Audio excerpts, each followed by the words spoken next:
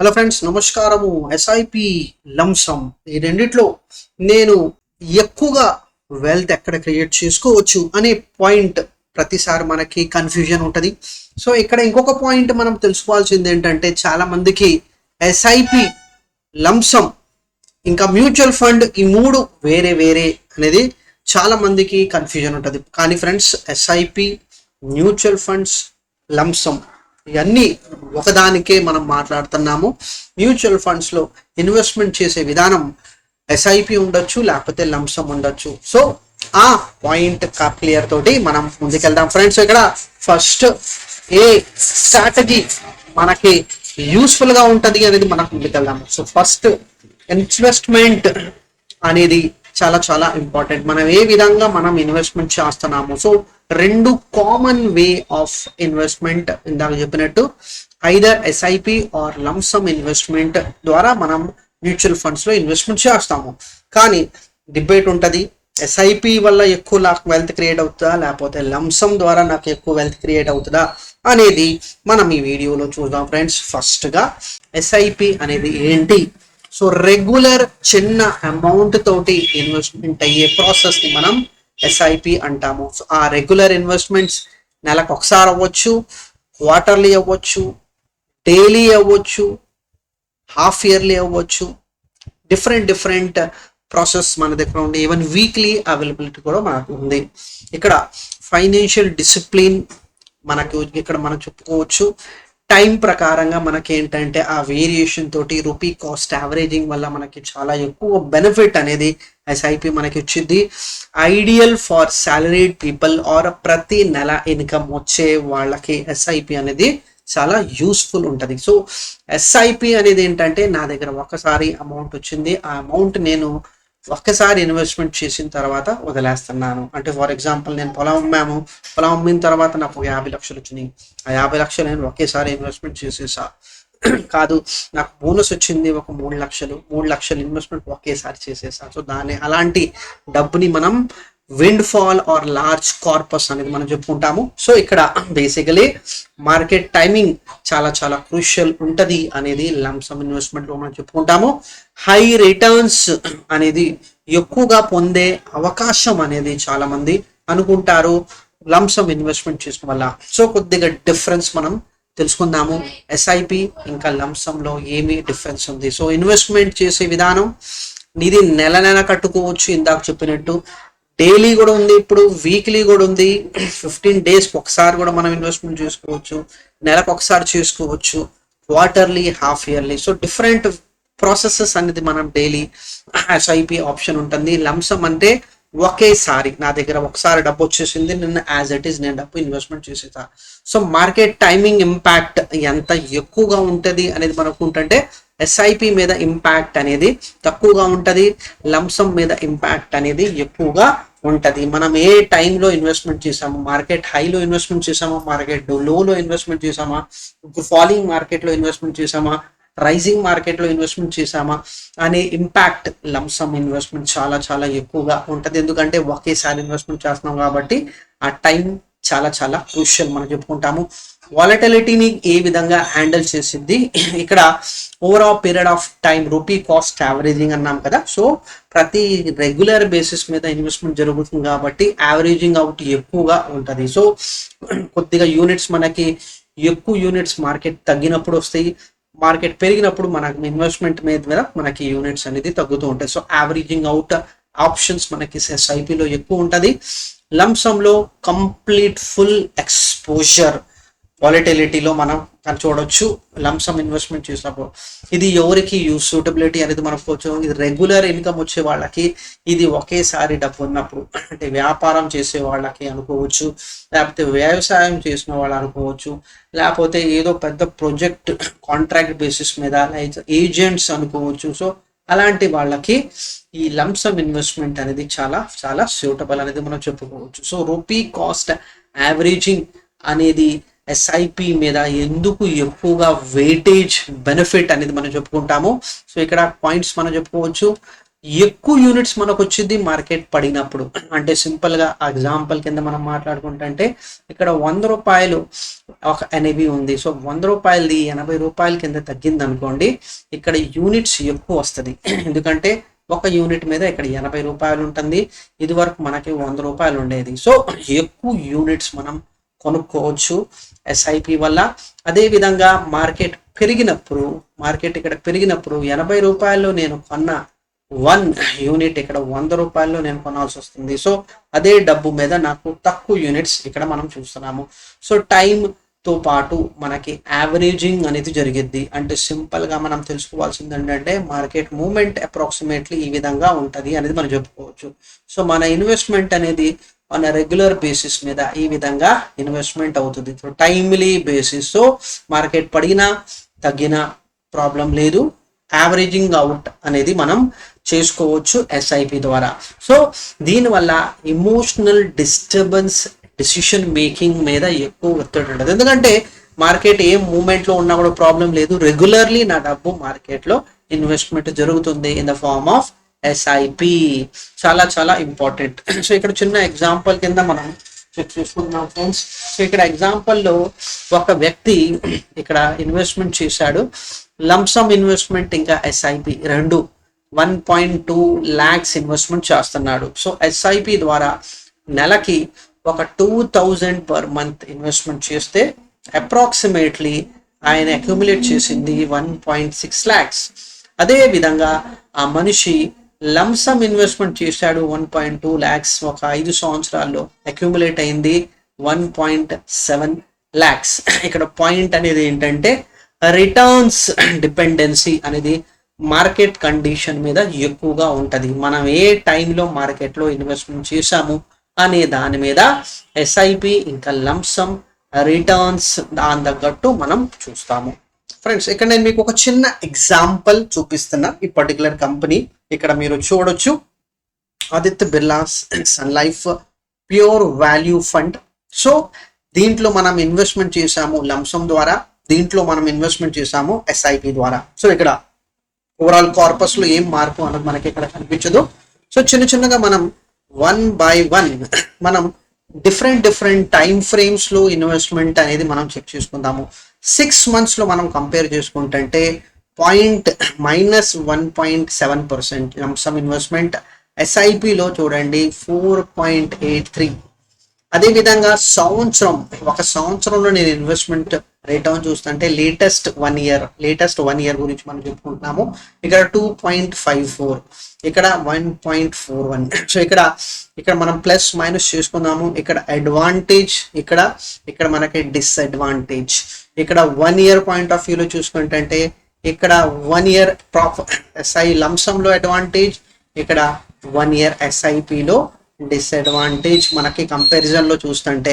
అదే విధంగా లంసమ్ లో మనం కంపేర్ చేసుకుంటే లంసమ్ లో 24.33%.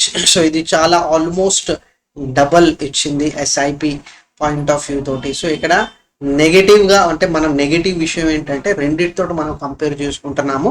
సో రెండిటితోటి ఏది బెటర్ అనే దానికోసం మనం చూస్తున్నాము. 3 years తో చూస్తుంటే 26 యావరేజ్ రిటర్న్. సో ఇక్కడ బెటర్ దాన్ ఎస్ఐపి మనం చెప్పుకోవచ్చు. సో ఇక్కడ మనం కంపారిజన్ చేసుకుంటే ఇది తక్కువగా రిటర్న్ ఇచ్చింది. So 5 years average lump sum average చూస్తుంటే 26%, ఇక్కడ మనకి 20.48%. సో కంటిన్యూస్లీ లాస్ట్ 5 years తోటి మనం కంపేర్ చేసుకుంటే లంసమే మనకి ఎక్కువగా అడ్వాంటేజియస్ అనేది మనకు అనిపించింది. కానీ ఇక్కడ మీరు చూడండి 7 years కంపారిజన్ చేసుకుంటే సిఏజిఆర్ 11.66%, కానీ ఇక్కడ ఎస్ఐపి దగ్గర మీరు చూడండి 18.74%. సో అడ్వాంటేజ్ మనకి ఎస్ఐపి ఇస్తుంది.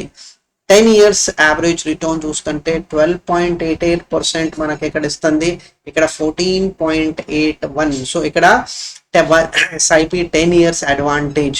15 years చూస్తుంటే ఇది లంసమ్ కన్నా ఎస్ఐపి మనకి బెటర్ అడ్వాంటేజ్ ఇస్తున్నట్టు మనకి ఇక్కడ వస్తుంది. సో సిన్స్ ఇన్సెప్షన్ మనం చూస్తున్నాము.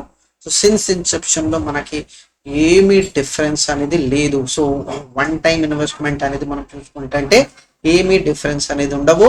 సో ఇక్కడ సింపుల్గా మనం ఎప్పుడు మనం చూసుకున్న డేటా అనేది మనం చెక్ చేసుకుంటే ఈ నంబర్స్ మనం చాలా చాలా క్రూషియల్ ఉంటుంది. సో సింపుల్గా ఈ లంసమ్ ఇంకా ఎస్ఐపి చేసే టైం అని మనకి చాలా important. So long time investment ఉంటే ఎస్ఐపి ఒక బెటర్ వే అనేది మనకి ఈ పర్టికులర్ స్కీమ్లో మనకు అనిపిస్తుంది.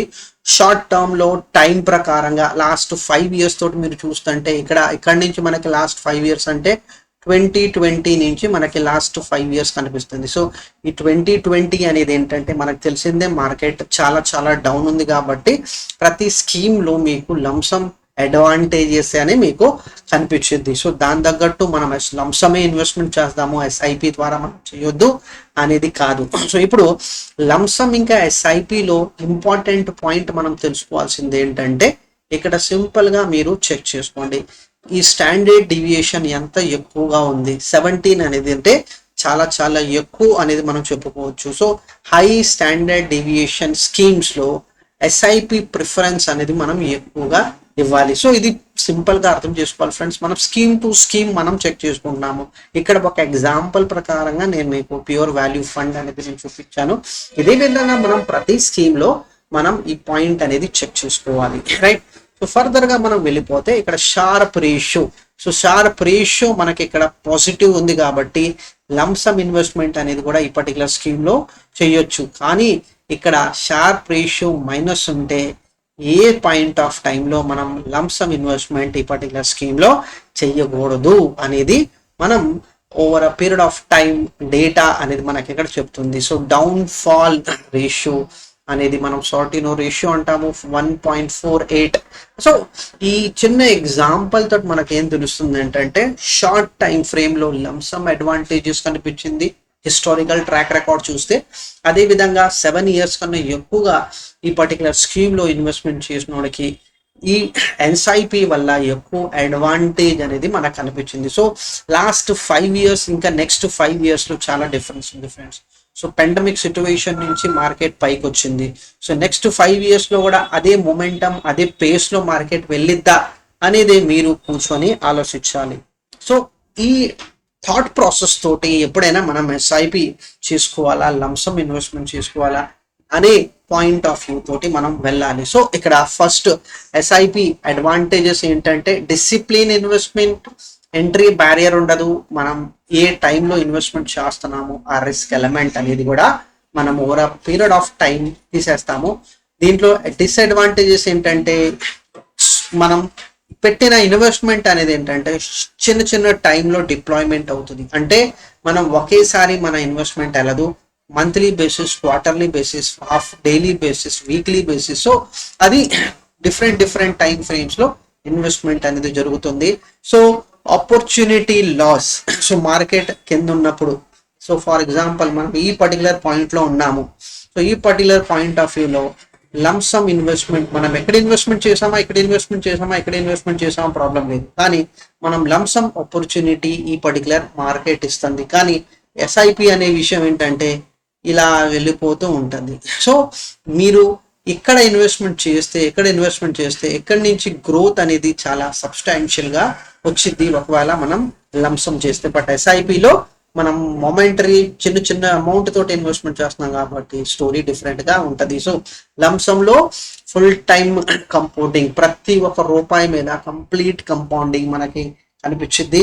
సో ఆల్వేస్ మార్కెట్ డిప్ అయినప్పుడు ఇది లంసమ్ ఇన్వెస్ట్మెంట్ ప్రతిసారి అవుట్ పర్ఫామ్ చేసిద్ది. సో డ్రాబ్యాక్స్ కూడా ఉంటాయి. సో మార్కెట్ ఫాల్ అయినప్పుడు, సో ఫర్ ఎగ్జాంపుల్ ఇందాక మనం చూసాము. సో మీరు లంసమ్ ఇన్వెస్ట్మెంట్ చేసేటప్పుడు ఇక్కడ ఈ పాయింట్ ఆఫ్ టైంలో మీరు లంసమ్ ఇన్వెస్ట్మెంట్ చేస్తుంటే ఇక్కడి నుంచి మార్కెట్ పైకి రావడానికి ఇంకొక 3 to 4 years తీసుకుంటుంది. సో ఓవరాల్ 3 to 4 years తర్వాత ఆర్ ఈ లోపల మీరు రిటర్న్స్ చూస్తుంటే ఐదర్ మీ ఓవరాల్ ఇన్వెస్ట్మెంట్ నెగటివ్గా ఉంటుంది ఆర్ ఎల్స్ 3-4%, 5% కన్నా ఎక్కువగా మీకు రిటర్న్స్ అనేది కనిపించదు. సో అది డిసప్పాయింటింగ్ ఉంటుంది. సో లంసమ్ ఇన్వెస్ట్మెంట్ చేసేటప్పుడు మార్కెట్ ఏ డైరెక్షన్లో ఉంటుంది అనేది మనం చెక్ చేసుకోవాలి.